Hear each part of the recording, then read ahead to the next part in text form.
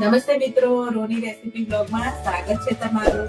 આજે આપણે બનાવીશું મસ્ત એવો ટોપરા પાક બનાવીશું, એ પણ ઘરે અને એકદમ સરળ રીતે ઘરે બની જાય છે અને ઓછા ખર્ચામાં। તો ચલો આપણે ટોપરા પાક બનાવવાનું સ્ટાર્ટ કરીએ।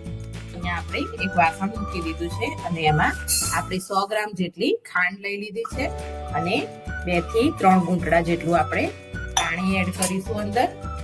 અને આપણે ચાસણી બનાવવાની છે પહેલા, એટલે આ રીતે થોડી વાર આપણે સતત હલાવતા રહેશું।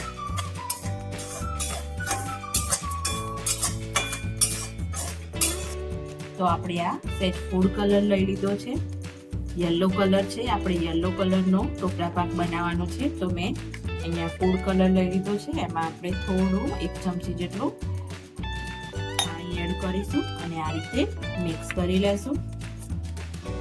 તો આપણે આજે પરફેક્ટ મેજરમેન્ટ સાથે બનાવીશું ટોપરા પાક, એટલે મેં અહીંયા 100 ગ્રામ જેટલી ખાંડ લીધી છે। ખાંડની આપણે ચાસણી કરી લેવાની છે, બધું જ પરફેક્ટ મેજરમેન્ટ પ્રમાણે હું તમને બતાવું છું। 100 ગ્રામ અને કપમાં ગણીએ તો 1 કપ જેટલો। તો આ રીતે આપણે ચાસણી કરવાની છે। તો આપણી ખાંડ મસ્ત એવી ઓગળી ગઈ છે અને આપણે તારવાળી ચાસણી બનાવવાની છે, એટલે આપણે ચેક કરીશું કે આપણે 1 તારની ચાસણી કરવાની છે। તો આ રીતે એક ડીશમાં લઈ લઈશું અને આ રીતે થોડું એવું ઠંડુ કરી અને આપણે આ રીતે ચેક કરવાનું છે। હજી આપણો તાર પકડાતો નથી, થયો છે પણ થોડો ઓછો થયો છે। તો આપણે થોડું એવું હજી આપણે ચાસણી કરીશું, થોડી ચડવી લઈશું ચાસણી। તો આપણે ફરીથી પાછો ગેસને ધીમો કરી અને આ રીતે ફરીથી ચાસણીને ચેક કરીશું। તો આપણી ચાસણી થઈ ગઈ છે, થઈ કે નહીં એ જોઈ લઈશું, થોડું ઠંડુ થવા દેશું। તો આપણી ચાસણી એકદમ કમ્પ્લીટ તૈયાર થઈ ગઈ છે। આ રીતે જો એક તાર એકદમ મસ્ત થઈ રહ્યો છે। તો અહીંયા આપણે હવે આ સ્ટેપ ઉપર આજે આપણે કલર વાળું પાણી બનાવ્યું હતું ફૂડ કલરનું, એ આપણે અંદર એડ કરી દઈશું, એટલે સરખી રીતે મસ્ત એવો મિક્સ થઈ જાય। અને મેં અહીંયા લીધો છે 100 ગ્રામ જેટલો માવો લીધો છે। 100 ગ્રામ ખાંડ છે તો 100 ગ્રામ માવો અહીંયા એડ કરવાનો છે।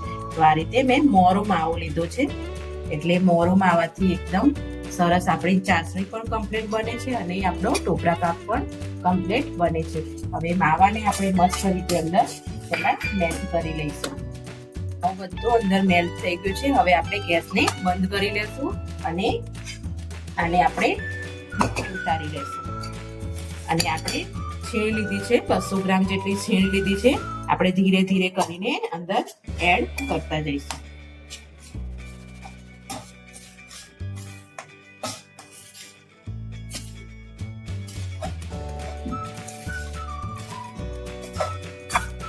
આ રીતે આપણે મિક્સ કરતા જઈશું।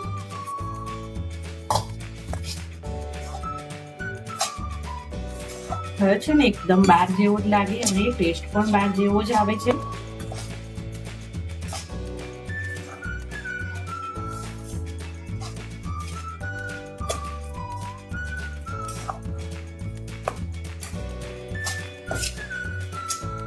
આપણે આટલી છીણને બચાવીને રાખીશું એમાં ડીપ કરવા માટે। અને હવે આપણે પાછા થોડી વાર આપણે આને ગેસ ઉપર ચડાવીશું અને 1 ચમચી જેટલું ઘી એડ કરીશું, એટલે એનાથી મસ્ત એવી શાઈન આવી જાય છે। 1 ચમચી જેટલું જ ઘી એડ કરવાનું છે। હવે આ બધાને આપણે મસ્ત મિક્સ કરી લઈએ। ઘી નાખવાથી મસ્ત એવા આપણા ટોપરા પાકમાં શાઈન આવી જાય છે।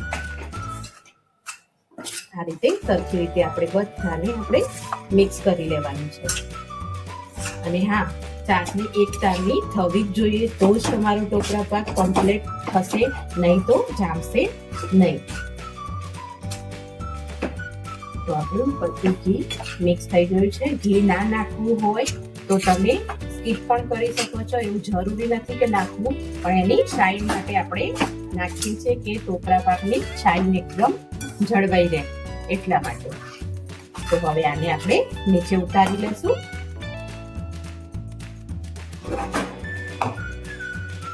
તો આપણે ટોપરા પાકની લાડુળી બનાવીશું। આ રીતે હાથમાં ઘી લગાવી લેવાનું છે અને આ રીતે તમને જે સાઈઝ અનુકૂળ લાગે એ સાઈઝની આ રીતે બોલ બનાવી લેવાનો છે.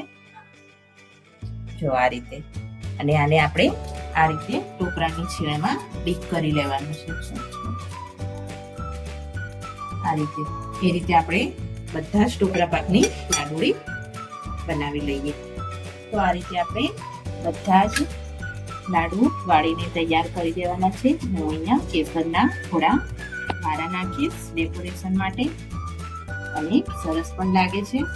અને આ રેસીપી એકદમ ઇઝી છે, તમે ઘરે પણ બનાવી શકો છો મસ્ત રીતે. પરફેક્ટ મેજરમેન્ટ સાથે 100 ગ્રામ ખાંડ હોય તો 100 ગ્રામ માવો લેવાનો છે અને 200 ગ્રામ છીણ લેવાનું છે, તો એકદમ પરફેક્ટ બનશે. અને હા, ચાસણીનું ખાસ ધ્યાન રાખવાનું છે કે ચાસણી આપણી એક તારની થવી જોઈએ. અને પછી બીજી કશી જ પ્રોસેસ નથી. ઘી તમારે નાખવું હોય તો તમે નાખી શકો છો, નહીં તો એને સ્કીપ પણ કરી શકો છો. તો તમને આ મારો વિડીયો ગમ્યો હોય તો લાઈક કરજો, શેર કરજો અને સબસ્ક્રાઇબ કરજો. Thank you.